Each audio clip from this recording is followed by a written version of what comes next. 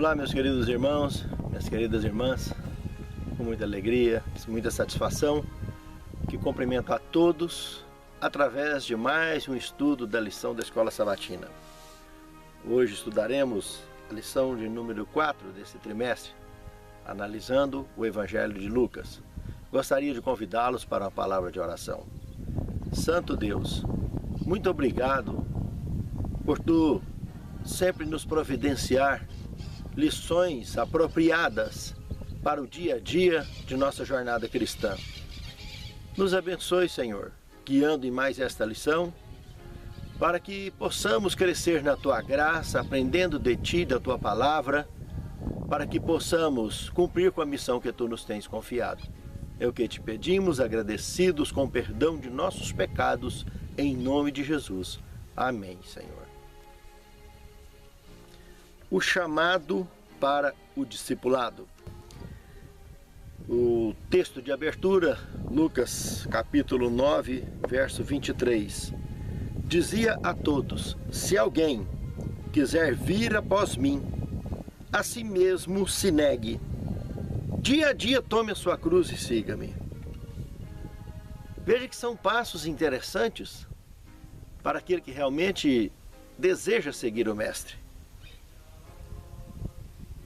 Em primeiro lugar, ninguém é obrigado a ir. Se quiser, vir após mim. Você quer? Então, negue a si mesmo. Negou a si mesmo? Dia a dia, assuma o peso da cruz. Jesus carregou a dele e nos promete de nos ajudar a carregar a nossa. Mas temos que ir até ele para que ele nos proporcione essa força extra de ajudar a carregar a nossa cruz.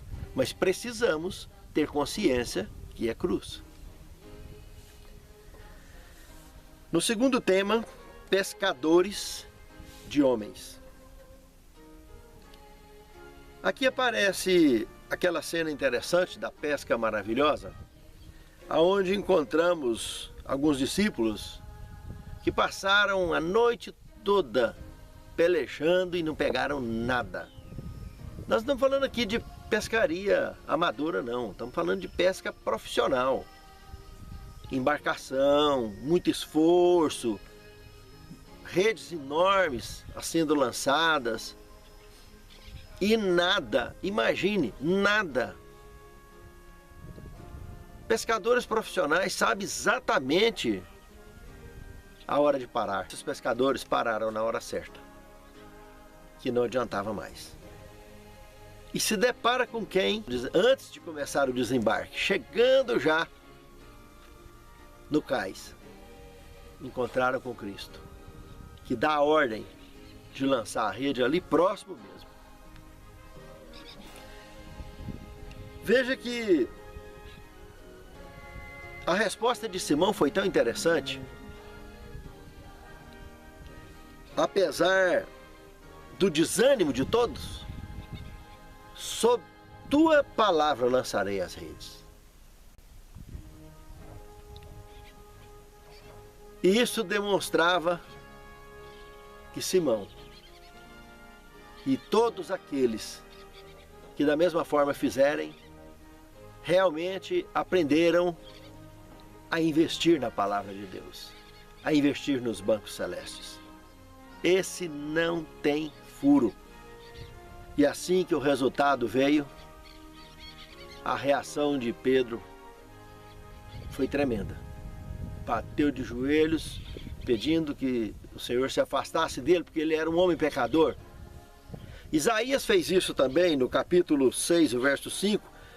Vemos essa reação de quando o seguidor reconhece a sua pequenez, a sua pecaminosidade, a sua indignidade como indivíduo diante de um Deus puro, santo e altíssimo.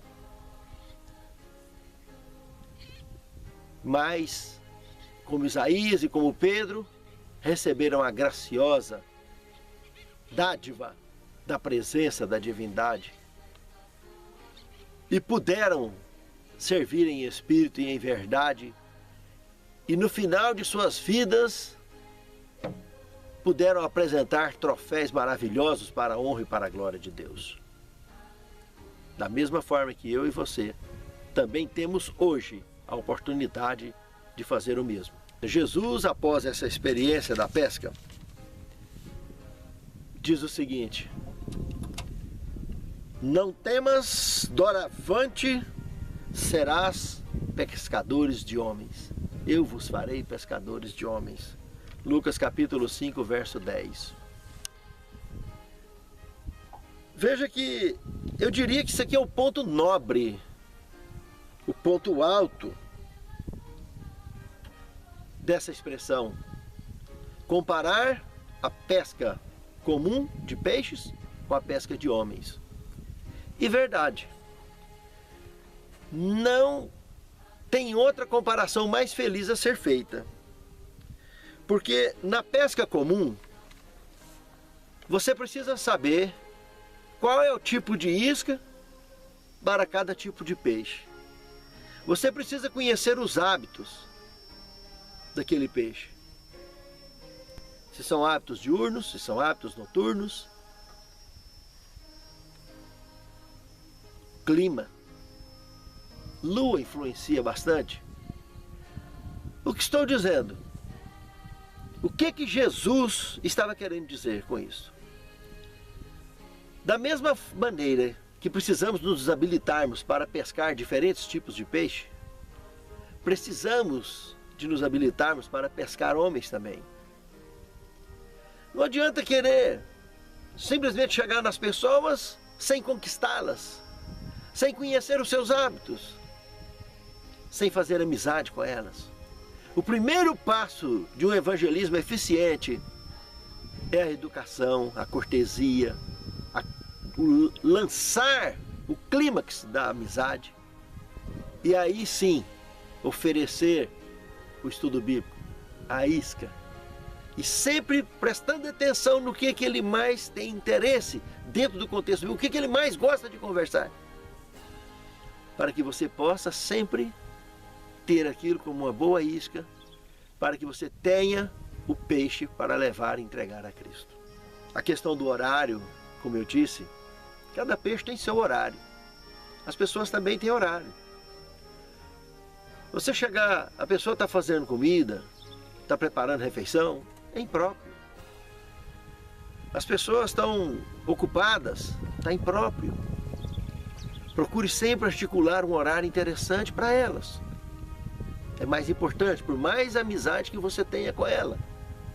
Seja amigo ou não, mas procure ter esse cuidado de chegar na hora certa. Porque como disse Salomão, a palavra dita ao seu tempo certo são como maçãs de ouro em salvas de prata. Vai ter um resultado brilhante. E um terceiro ponto aqui nessa questão é o jeito. Cada peixe tem seu jeito. Tem seu jeito para lidar com ele, para capturá-lo. Veja que a aparência é fundamental. Como que você vai dar estudo bíblico para alguém, falar de pertinho com ela e não cuidar do mau hálito? Do desodorante, as meias lavadinhas. Porque se você chegar e a pessoa ter que ficar reparando, roupa mulambada, não precisa de ter roupas suntuosas, caras, não. Como diz o dito popular, a roupinha de ver Deus, roupinha de uma igreja, está bem arrumadinha, aquilo que você tem. Não importa se é roupa barata, se é roupa cara, é o que você tem, é o melhor que você tem para servir a Deus. Você está indo representar o Salvador no universo. É o melhor que Ele te proporcionou para que você tivesse. E assim, de maneira sempre demonstrando simpatia, saber colocar as palavras na hora certa, buscar de Deus a orientação para isso. Não tenha dúvida, a missão é de Deus. Ele te guiará. A diferença agora nesse paralelo de pescado é que o pescado comum a gente leva para casa, para consumo. Esse não, a gente entrega para o dono. Ninguém é dono do pescado. Aí é o X da questão. Muitos problemas surgem dentro das igrejas, porque as pessoas conduzem almas aos pés de Cristo e às vezes acham que são donos delas. Começa a querer usar as pessoas, quem sabe, para fins impróprios, que não aquele do evangelismo. Nós veremos ao esmiuçar mais essa lição, que nós ganhamos almas para Cristo e não é para nós. Não é para a religião A, B, C ou D. É para Cristo. Para que as pessoas vivam e convivam com Cristo em espírito e em verdade. Terceiro tema. A escolha dos 12. Primeiro ponto. Seleção e missão. Do mesmo jeito que Cristo faz conosco, nós como igreja também fazemos o mesmo. Seleção e missão. Segundo ponto. Houve êxito missionário? Está crescendo? Está prosperando o trabalho? Promova. Discípulos se tornaram apóstolos. Terceiro ponto. Qual a diferença de discípulo com apóstolo? O discípulo segue e aprende. O apóstolo segue, aprende e ensina. Percebeu a diferença? Aumenta um peso a mais. Porque se ele ensina, ele já está na condição de ensinar tudo o que aprendeu com Cristo. Fazer tudo o que ele fez. Entra no patamar de missão, onde o básico é a aceitação e o máximo é o infinito. Porque seremos um instrumento na mão de Deus e Ele nos levará à realização das grandes obras que nem nós imaginamos que somos capazes de fazer. Vamos observar um outro detalhe interessante no desenrolar de algumas missões. Lá em Lucas capítulo 9, verso 10 a 17, olha o desenrolar da missão para que tiremos algumas lições durante a multiplicação dos pães. Observe que na altura do verso 14 de Lucas 9, ali tinha um grupo de 5.000 pessoas. Quando Cristo perguntou o que tinha para comer e que eles disseram aquele relato tão micho, para tratar daquele tanto de gente, Jesus só pediu que dividisse aqueles 5.000 em grupos de 50 pessoas e pudessem ficar assentados, reclinados, para receber a bênção. Analisem de maneira prática o espírito de organização. Lá no Antigo Testamento, há 1500 anos antes, Moisés estava todo embaraçado com aqueles 2.400.000 pessoas e aparece Jetro, um servo do Deus Altíssimo que vivia lá na Arábia Saudita, um descendente de Ismael. Aparece esse indivíduo e orienta Moisés que ele deveria dividir em grupos o povo.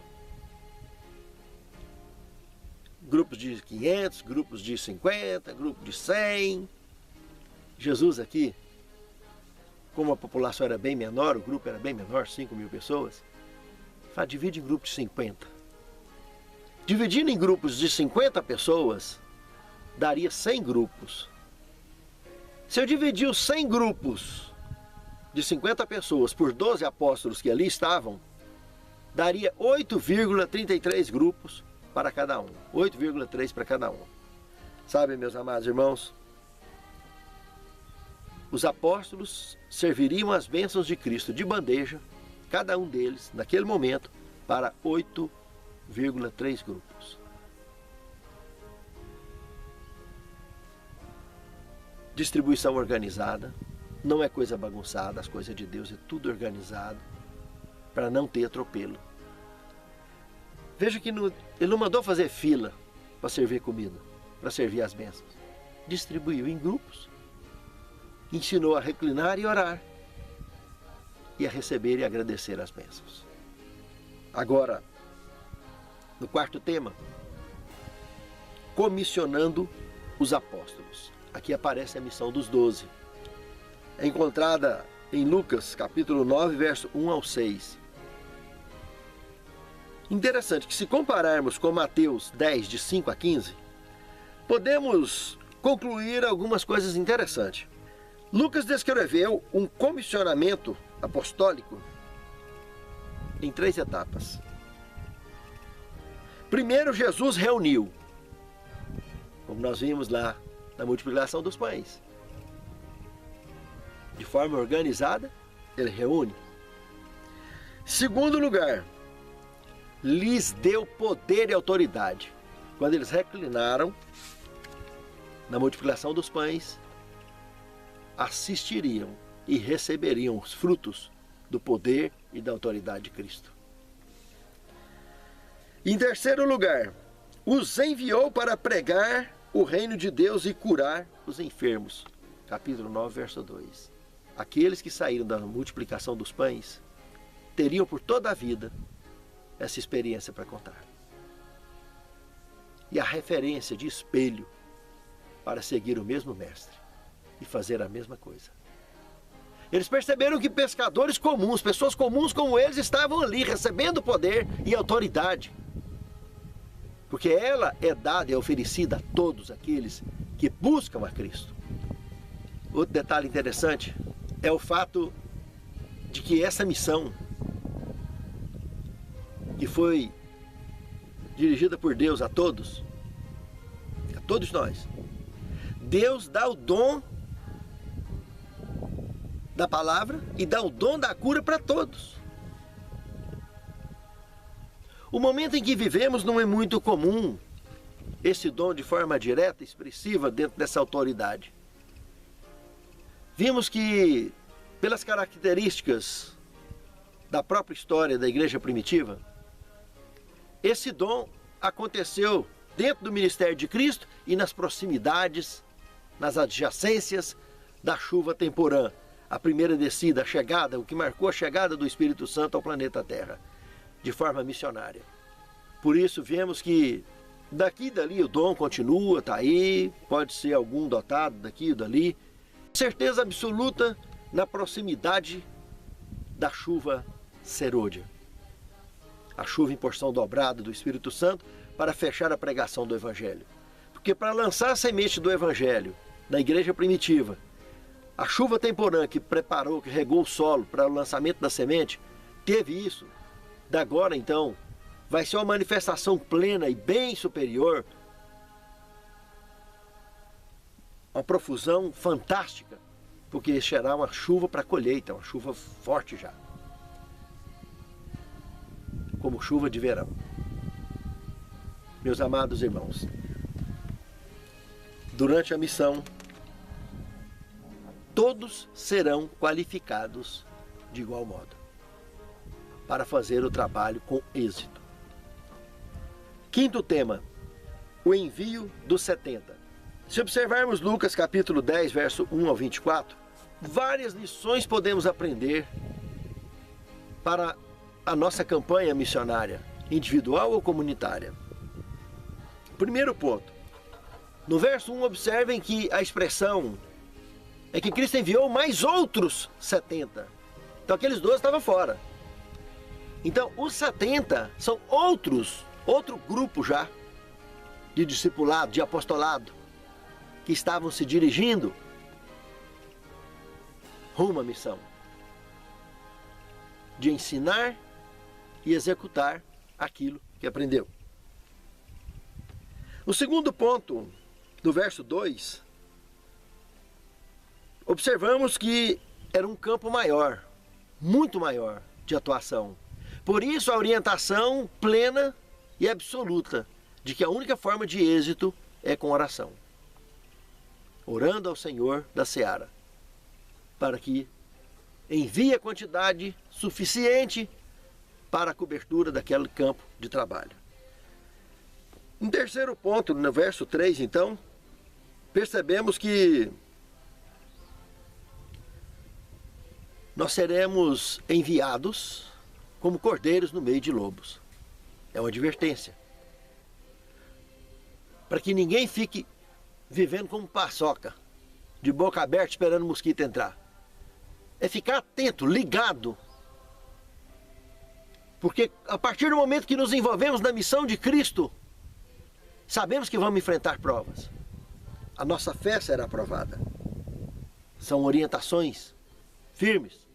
Veja que lá na multiplicação dos pães, quando Jesus perguntou o que tinha para comer, para tratar desse povo todo, os discípulos foram provados. Chegaram a dizer, mas só se nós formos lá na cidade comprar comida para esse tanto de gente. E cadê grana para comprar para esse tanto de gente? A fé foi provada. O tempo todo, a nossa fé será provada. Durante a missão, o tempo todo. Porque nós somos enviados como cordeiros no meio de alcateia de lobos. O quarto ponto. Proclamação da paz. No versos 5 e 6, percebemos que a abertura oficial da missão, em cada lar que a gente entra, em cada campo, é a proclamação da paz. A paz divina para aquele lar, para aquela vida. Meus amados irmãos, essa paz que nós proclamamos durante essa missão, se é recebida, fica. Se não é recebida, até a poeira debaixo dos pés é banada.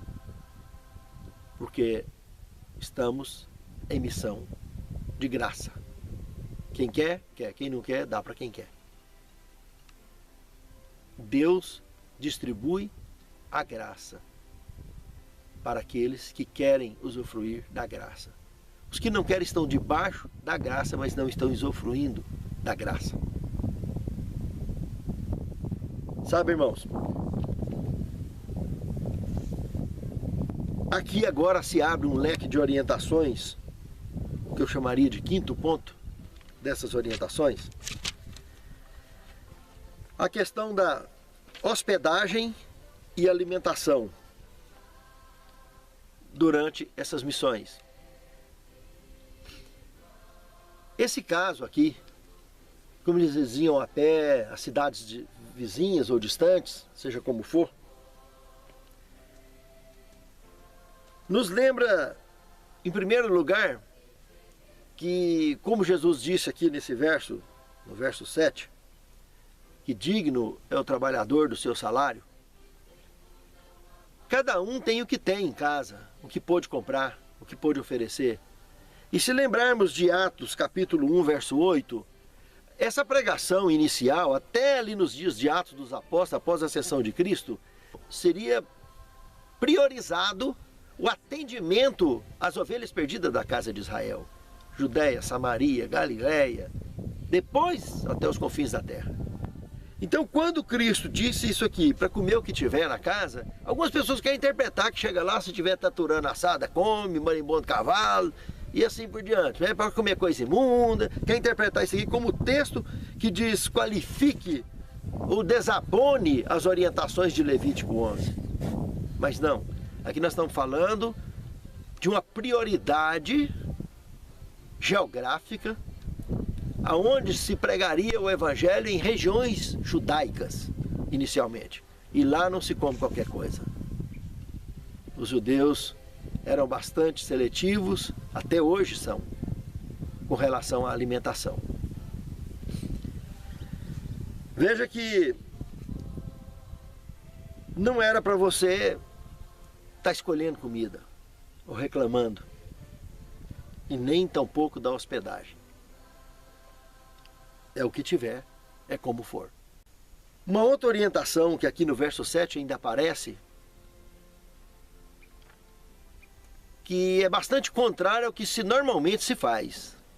Na época de campanhas missionárias, todo mundo quer ir de casa em casa até a última casa, de ponta em ponta até a última ponta. E a orientação aqui é que não é para ir de casa em casa. O verso 7 fala, não andeis de casa em casa. Será por que Cristo falou isso? Eu pergunto, que adianta você entrar num bar que as pessoas estão tomando bebida alcoólica ali e correndo frouxo? Os assuntos não têm clima algum com o que você vai oferecer. O que você vai ganhar de entrar dentro de um prostíbulo? O que você vai ganhar de entrar dentro de uma festança mundana?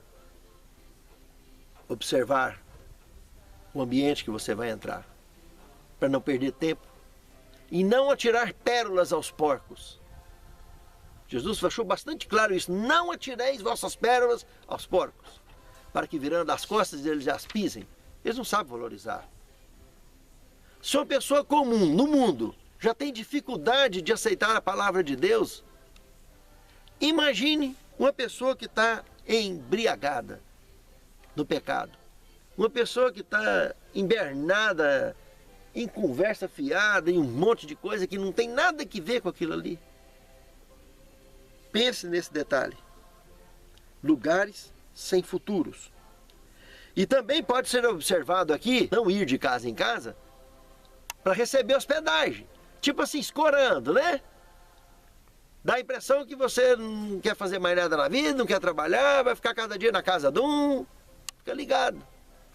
Para não servir de pedra, de tropeço, de escândalo na vida das pessoas. Essa missão aqui, especificamente, nesse lugar que estava acontecendo isso, era necessário fazer isso. Como hoje alguém está lá na África, está em lugares que não tem como. Aí tem que se submeter a esses princípios e ter esses cuidados. Agora, do contrário, na cidade, não, você vai fazer trabalho missionário e volta para casa. Não precisa nem de comer nada na casa dos outros. Deixa a mensagem para eles e vai embora. Seja objetivo. Não fica encerando, não fica tomando tempo demais na casa dos outros. Cumpriu a missão, levanta, ora e vai embora. Podemos observar aqui um sexto ponto, do verso 8 ao verso 9, o exercício da missão. Puxa vida! Quantas obras maravilhosas foram feitas! De impacto e poder. O poder de Deus se manifestou através daqueles 70 de maneira maravilhosa. E da mesma forma se manifestará na nossa, se da mesma forma nos apegarmos à missão e ao Deus da missão. Do verso 10 ao 16, podemos observar aqui a questão da aceitação e rejeição. Veja que as pessoas que aceitam receberão bênçãos, grandiosas bênçãos. É promessa divina. Mas os que não aceitam, Jesus cita uma série de cidades e compara essas cidades com Sodoma e Gomorra. Ele diz que o juízo para essas pessoas que rejeitarem essa missão em cada tempo que se passasse do dia do ministério de Cristo para frente, seria pior do que a situação de Sodoma e Gomorra. Porque ele comenta que se Sodoma e Gomorra tivesse as orientações e os sinais que teve ali aqueles contemporâneos da missão dele, eles teriam jejuado com saco de silício. Eles tinham feito jejum e vestido de saco de arrependimento e teriam deixado os seus pecados. Mas ninguém foi lá fazer milagre grandioso. Simplesmente Ló pregou e o único poder que teve manifesto foi para defender a família de Jó, aqueles anjos. E o segundo, a destruição. Sabe, irmãos, Sodoma e Gomorra não teve nenhum milagre. As cidades de hoje têm a Bíblia Sagrada, têm a história de Cristo, da igreja primitiva, e tem a história individual de cada servo e serva do Deus Altíssimo, que deve ser uma Bíblia lida, aberta, lida e relida pelos homens. Cada um de nós. E quem rejeitar isso tudo, o preço será muito alto. O sétimo ponto, do verso 17 ao 20, podemos observar a exultação daqueles missionários. E chegaram contando para Cristo o êxito que tiveram realmente na missão. E dizendo para ele: Senhor, até os espíritos imundos se nos submetem. Os espíritos de demônios se nos submetem. Jesus ainda no verso 18 explica, justifica o porquê desse êxito tão grande. Eu via Satanás cair do céu como um raio. Essa queda que Jesus aqui comenta. Com certeza o diabo saiu para reclamar, para tentar entrar no céu. Não foi aquela queda de Apocalipse 12, de 7 a 12. Não. Com certeza ele foi reclamar dessa proliferação de instrumentos de poder, invadindo o campo, o principado dele. E ele foi atirado como um raio do céu, e Jesus comentou: foi uma segunda queda. E por isso, de imediato, o espaço foi tomado pela luz. O espaço das trevas foi destruído pela luz. E Jesus mostrou por quê. Porque Satanás caiu como um raio. Só que as pessoas que não se apegarem a Cristo em espírito e em verdade, esse raio de coisas ruins poderá atropelar a vida de qualquer um que não abraçar em espírito e em verdade a causa do Mestre. Não adianta entrar nessa missão para tentar defender interesses próprios. O único interesse é buscar o pescado e entregar para o dono do pescado, que é Jesus Cristo. Fazer a obra de forma desinteressada, amorosa. O oitavo e último ponto, a exultação divina. Se observarmos do verso 21 ao 24 do capítulo 10 do Evangelho de Lucas, podemos observar a exultação divina, Pai, Filho e Espírito Santo, do êxito dessa missão, dessa arrancada missionária fantástica.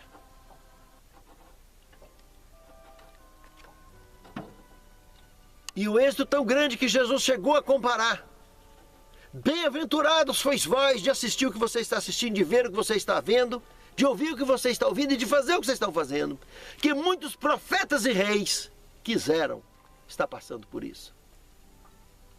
E tiveram que romperem as suas missões na fé bruta, na fé cega.